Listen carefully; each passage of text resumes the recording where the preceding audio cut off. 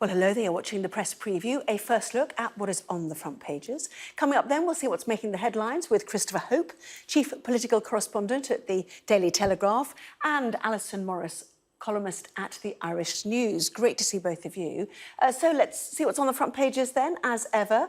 60,000 coming home is the Metro's headline as fans prepare to attend the Euros final at Wembley Stadium in the biggest official mass gathering in 16 months.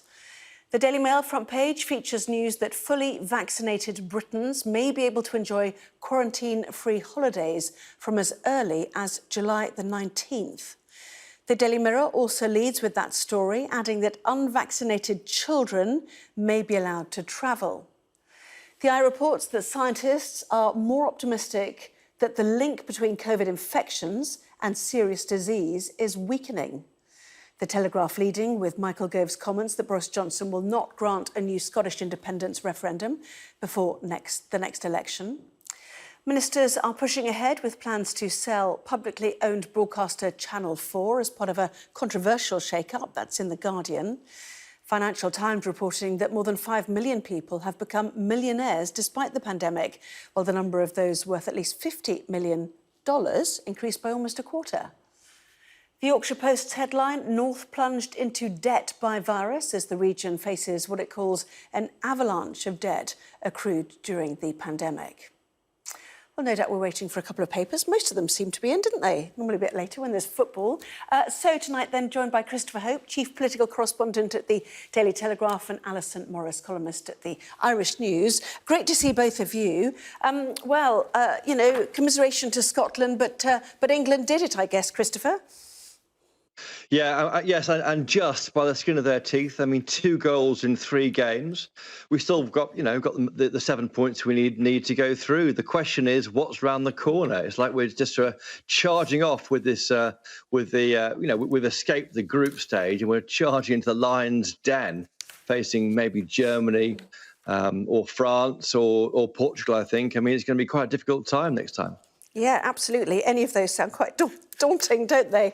I mean, obviously a lovely picture on the front of the Daily Telegraph with 2 of the players, including Raheem Sterling, who, thank goodness, is scoring some goals on the front page. But down the bottom, which takes us to our next story, is hypocrisy claims over free pass for Euro VIPs. The Telegraph saying that Boris Johnson accused of hypocrisy for allowing thousands of football VIPs to attend the final matches of Euro 2020 without quarantine. Ministers facing, they say, a backlash over the decision, yet to be signed off by public health officials. The Metro in rather more celebratory mood about it, Alison. 60,000 fans at Wembley for the Euro 2020 semis and final. I mean, many people saying this is exceptionalism for football. What about everybody else who wants to be in a crowd? And, you know, I don't know why, but like even thinking about 60,000 people being in a crowd seems so strange after the year and a half that we have had where we've all been socially distanced. I think this will make Wembley 3/4 full, 75% capacity.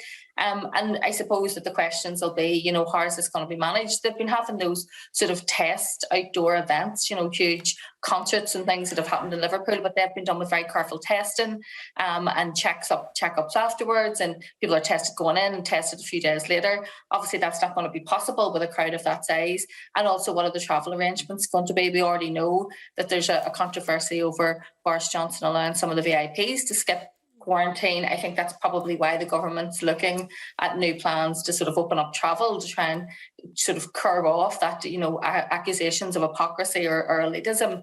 But I mean, it would be great to see large events happening again. I, for one, you know, will welcome them. I can't wait to be in a concert and a large crowd again.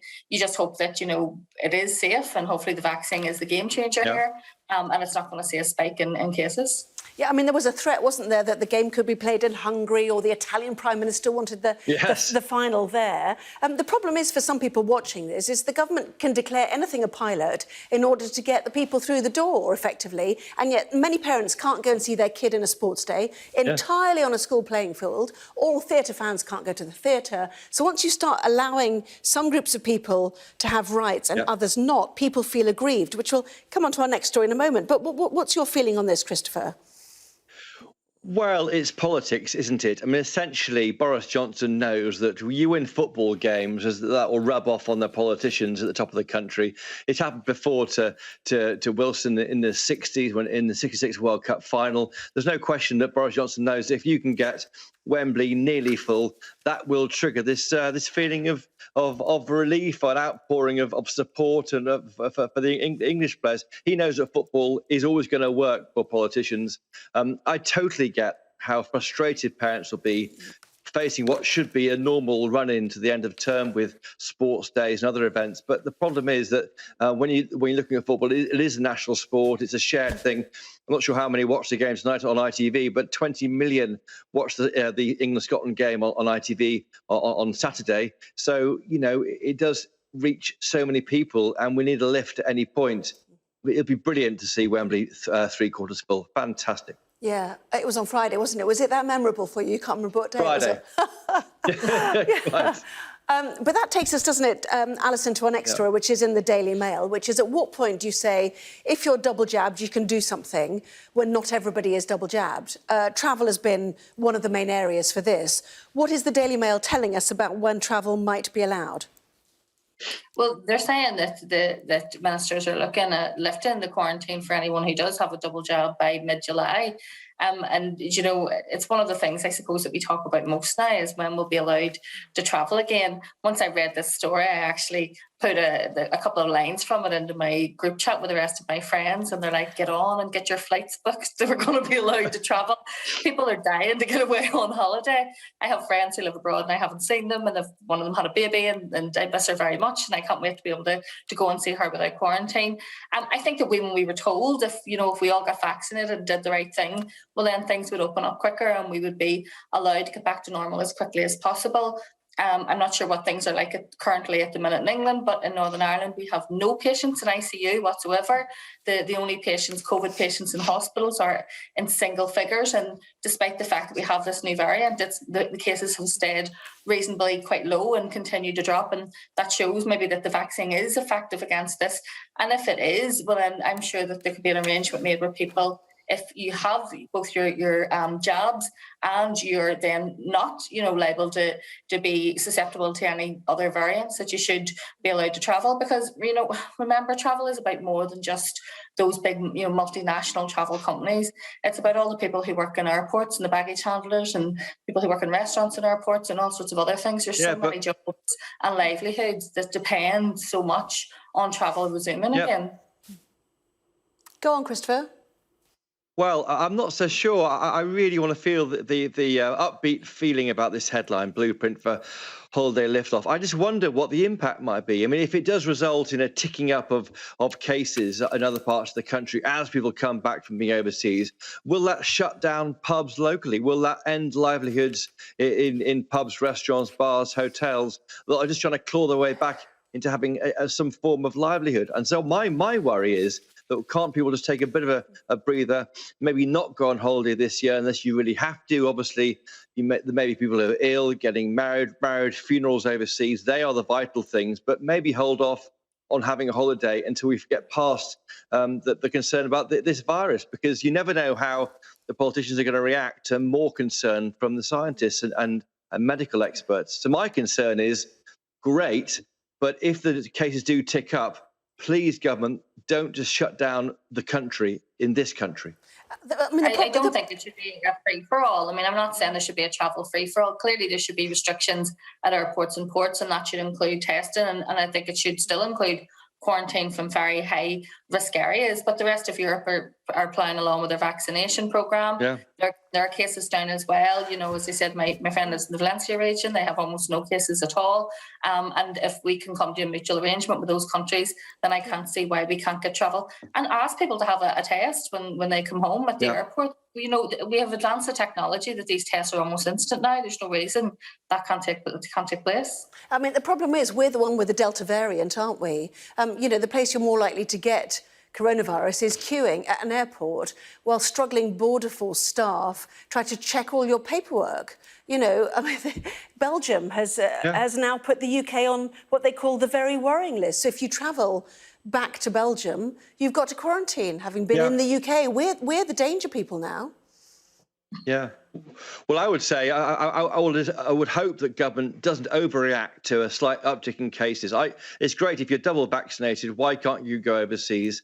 Of course, this does bring into focus the generational difference, because most over 50s, over 40s have had their second jab, but those young people can't get even their first jab in some cases. So it will mean that older people can go away and younger ones can't.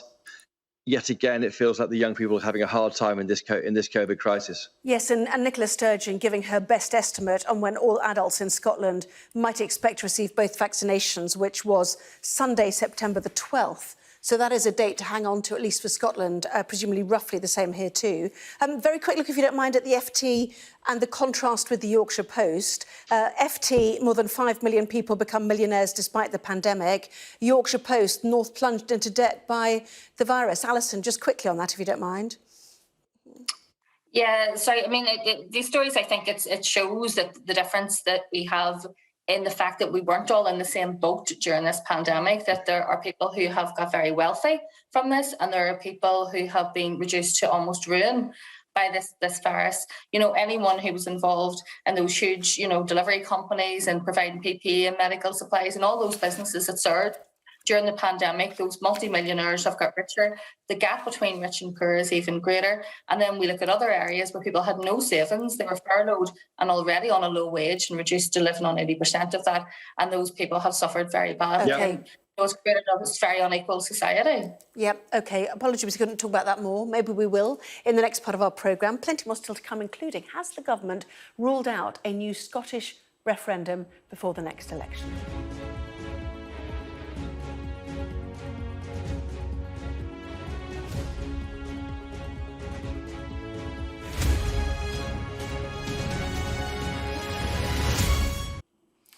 Well, welcome back. You're watching the press preview. With me are Christopher Hope, Chief Political Correspondent at the Daily Telegraph, and Allison Morris, columnist at the Irish News. Welcome back to both of you.